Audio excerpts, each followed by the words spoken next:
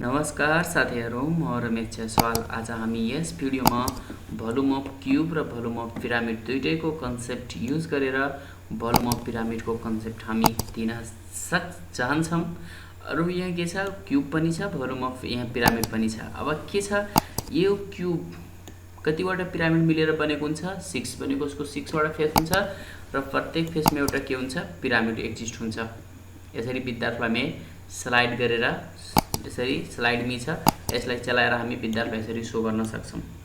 अब यसलाई जियोजेब्रामा कसरी कन्स्ट्रक्ट गर्ने, हामी यसलाई त डेमो भिडियोको रूपमा लिन सक्छौं, तर यसलाई जियोजेब्रामा कसरी कन्स्ट्रक्ट गर्ने भन्ने कुरा इम्पोर्टेन्ट रहन भएकोले यसलाई जियोजेब्रामा कसरी कन्स्ट्रक्ट गर्ने आज हामी यस भिडियोमा डिस्कस गर्नेछौं। त्यो डिस्कस गर्नुभन्दा पहिला अलि हामी यसको बेसिक कुराहरु डिस्कस गर्छौं। यसको बेसिक कुरा के छ भने, जस्तै let assume that the length of cube is 12 भनेको क्यूबको लेन्थ, ब्रेथ, हाइट दुईटै कति छ, 12 छ। लेन्थ अफ पिरामिड इज 12, पिरामिडको लेन्थ कति छ, 12 छ र हाइट अफ पिरामिड इज कति छ, L छ। ठीक, नाउ अब volume of cube equal to volume of 6 pyramid, volume of cube equal to volume of 6 pyramid यसरी हामी चलाएर विद्यार्थीलाई सिकाउन सक्छौं। अब भोल्युम अफ क्यूब को के हुन्छ, base area into height, base area भनेको लेन्थ, ब्रेथ इन्टु हाइट हुन्छ र 6 पिरामिड त 6 इन्टु भोल्युम अफ पिरामिड लिन सक्छौं। अब भोल्युम अफ इच पिरामिड को हामी कन्सेप्ट दिन खोजेको भने यहाँ 6 मल्टिप्लाई छ, अगाडि के हुन्छ, डिभाइड हुन्छ 1/6, बेस एरिया इन्टु हाइट भनेको कति छ, 12 छ र 2 र यो 6 मा काट्यो भने कति हुन्छ, 1/3 base area into L। L भनेको के हो, लेन्थ हाइट अफ पिरामिड हो। त भोल्युम अफ इच पिरामिड भनेको 1/3 base area into height of pyramid. Cube र पिरामिड को बेस एरिया के हुन्छ, एउटै छ। क्यूब र पिरामिड को बेस एरिया एउटै छ, हामी हेर्न सक्छौं। ठीक छ, यसरी चलाएर विद्यार्थीलाई हामी भोल्युम अफ पिरामिड को कन्सेप्ट क्यूब को लिएर हामी यसरी दिन सक्छौं।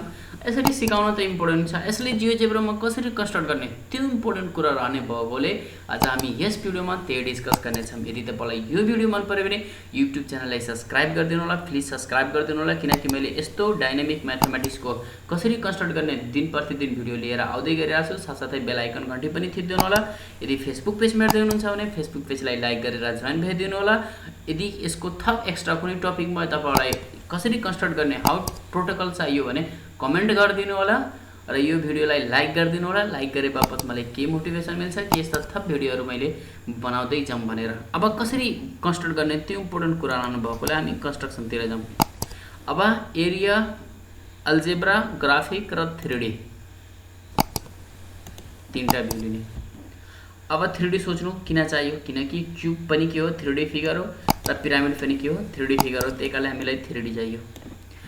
अब हामी यहाँ एउटा स्लाइडर लिन्छौं, एउटा स्लाइडर यहाँ लिन्छौं,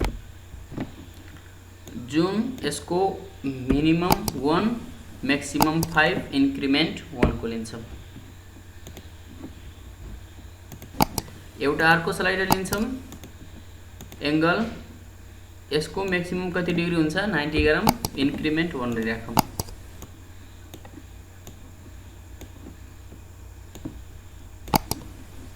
अब इनपुट बॉक्स में जाने n, 0, 0 एउटा लिने, एउटा n, n, 0 लिने, अर्को एउटा लिने n 0, n, 0 तीनटा पॉइंट लिने ABC। अब यो इनपुट बॉक्स में जाने क्यूब कन्स्ट्रक्ट गर्ने कुन कुन पॉइंट चाहियो, ABC, A, B, C।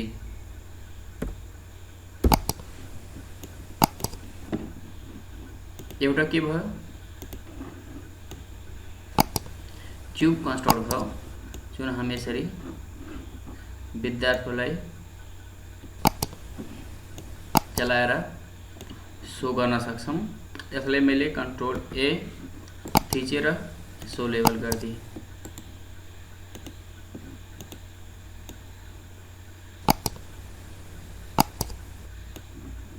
ठिक छ। यति गरिसकेपछि अब पोइन्ट एउटा लिने, सेगमेन्ट लिने, जुन एउटा योदेखि यो जोड्ने भनेको डायगोनल जोड्ने, यो र यो दुईटा बीचको एउटा के लिने, मिड पोइन्ट।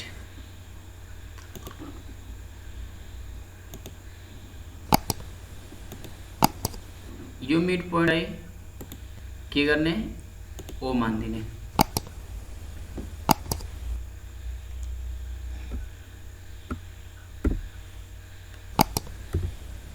यो मिड पोइन्टलाई के मानिदिने, ओ मान्ने। ओके, यति गरिसकेपछि यो हाइड गरिदिने। अब लाइन लिने, एउटा एबी लाइन लिने, एउटा एफ लाइन लिने। त्यस यति गरिसकेपछि अब यहाँ 3D बक्समा जाने, के लिने, pyramid. A B C D A ओमा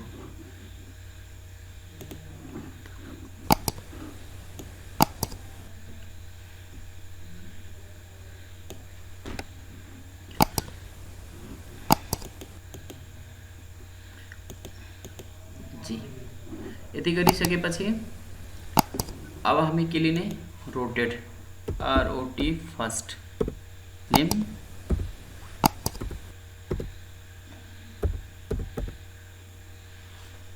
रोटेट। पिरामिड क्या है एउटा, बी, एउटा पिरामिड। आर को एंगल के छ, अल्फा लिएको छौं हामी यहाँबाट, र लाइन के छ, जी छ।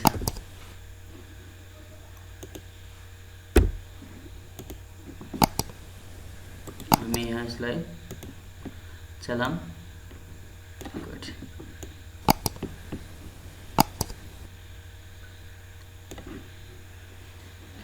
एउटा गरिसकेपछि अर्को पिरामिड के गरिदिने, हाइड गरिदिने।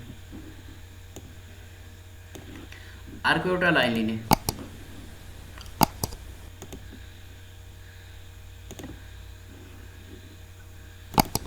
फेरि पिरामिडमा क्लिक गर्ने,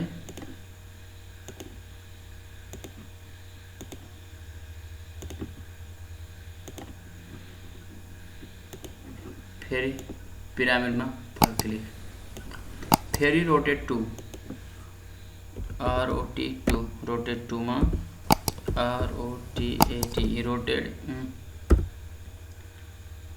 रोटेड ऑब्जेक्ट, सी लिए एंगल, अल्फाले पॉइंट भनेको लाइन, यो लाइन के लिए आई, और यो पिरामिड पनि हाइड गरिदिए।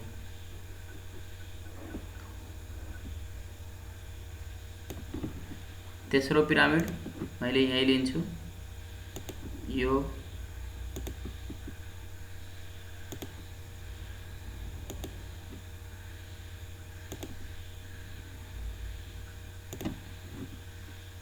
तेस्रो पिरामिड पनि भयो। तीनटा पिरामिड भइसक्यो। मैले यो पिरामिडलाई कलर गरिदिउँ,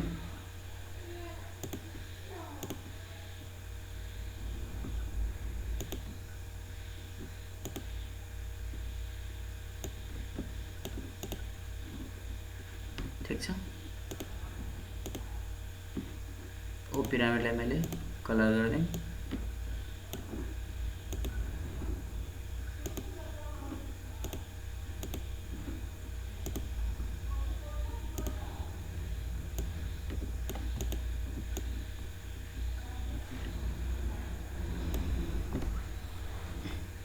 यस्तै फेरि अर्को लाइन लिने,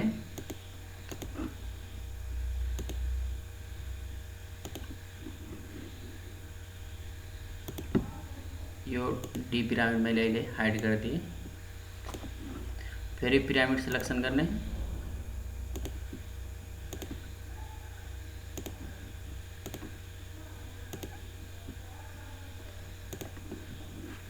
अर्को पिरामिड ए लिए। फेरि अब रोटेट 3 रोटेशन ऑब्जेक्ट ई एंगल अल्फा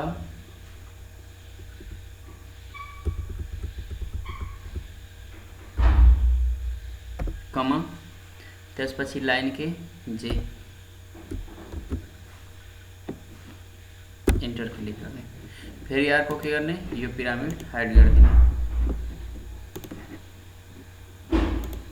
यो पिरामिडलाई फेरि अर्को कलर गरिदिउँ।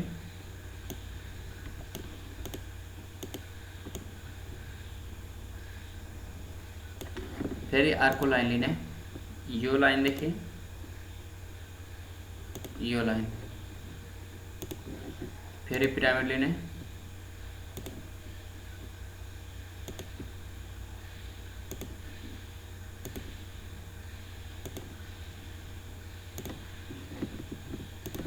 पिरामिड लिसकेपछि फेरि अब रोटेट कति 4 आयो, ROT rotate 4 rotation rotated object L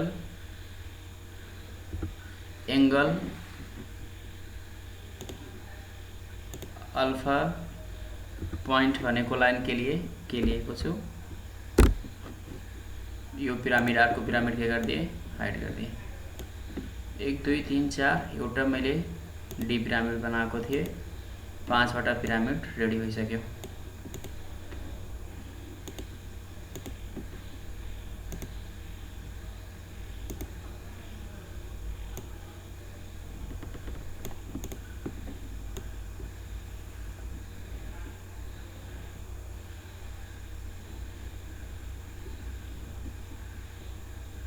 पाँचवटा के भइसक्यो, रेडी भइसक्यो। अब त्यसको लागि हामीले के गर्छौं,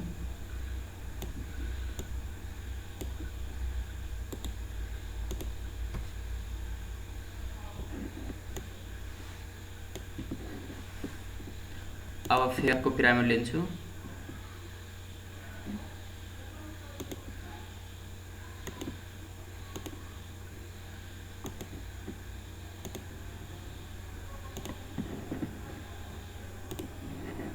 अर्को पिरामिड के लिए एम लिए, माथिको पिरामिड। यो पिरामिड मलाई यहाँ गर्नु छ, त्यसको लागि मैले एउटा भेक्टर लिन्छु। त्यो भेक्टरको लागि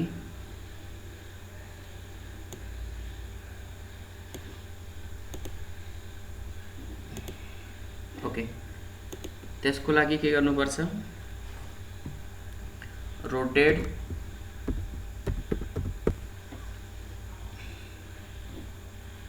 ओके।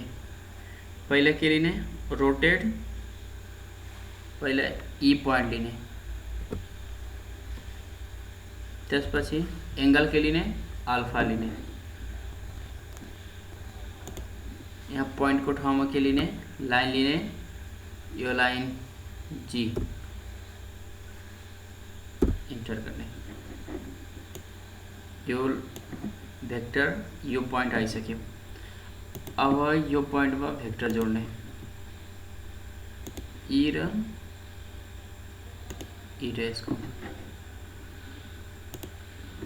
के लिने, भेक्टर लिने, जुन यू भेक्टर आउँछ।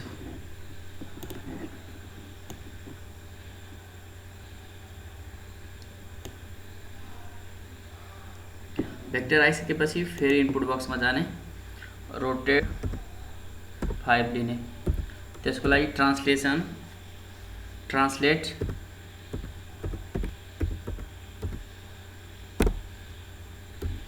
ब्रैकेट, रोटेड फिर ब्रैकेट। अर्को पिरामिड मैले के लिए लास्ट वाला यम, त्यसपछि कमा टू मल्टिप्लाई त्यसपछि के लिने एंगल लिने एंगल के राखेछु अहिले अल्फा छ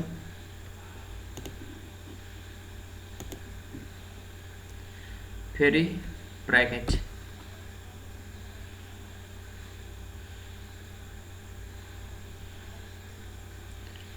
अब के लिने यो लाइन लिने यो लाइन के छ एच छ एच एउटा ब्रैकेट के गर्ने बन्द गर्ने कमा फेरि यु राख्ने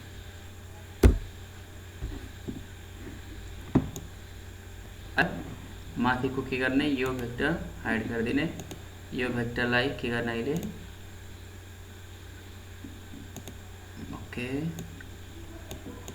कलर गर्ने अब हामी यसलाई चलाऊ अब भेक्टरलाई के गरिदिने हाइड गरिदिने लाइनहरु यहाँदेखि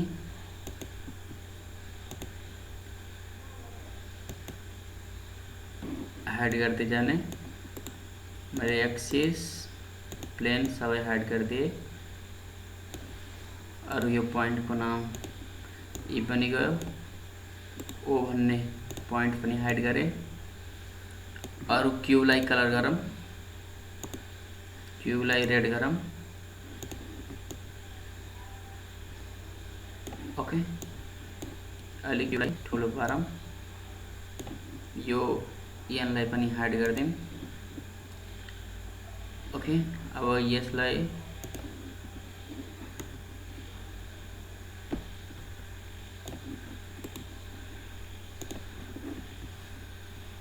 कुरा बाँकी छ हामी लेख्ने कुरा गर्छौं बैकग्राउंड कलर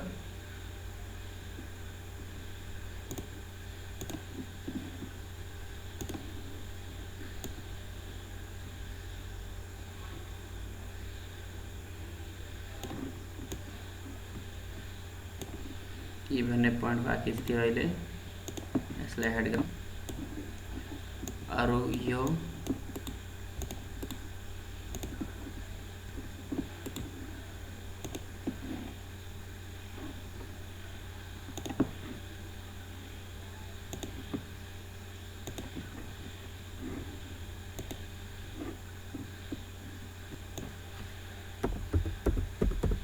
स्लाइड में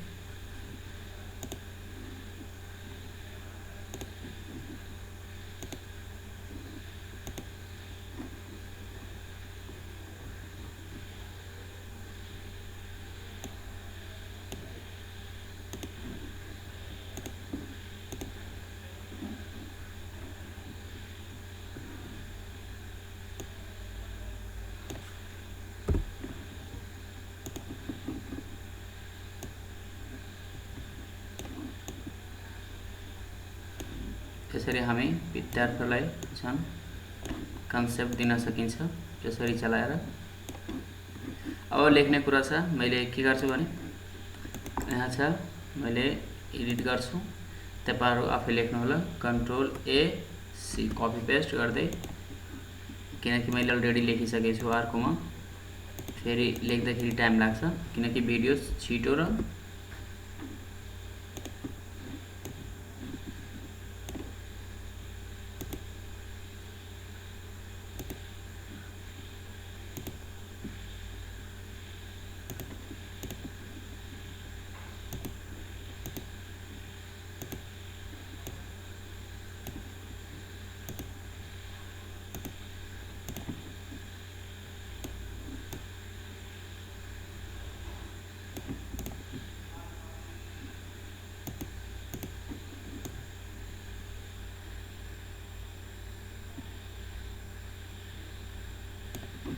अब हामी टपिक राख्न सक्छौं टपिक तपाईलाई थाहा छ भोल्युम अफ क्यूब र पिरामिड को कम्पेयरनेस गरेर यसरी हामी जियोजेब्रा मा कन्स्ट्रक्ट गर्न सकिन्छ यति भन्दै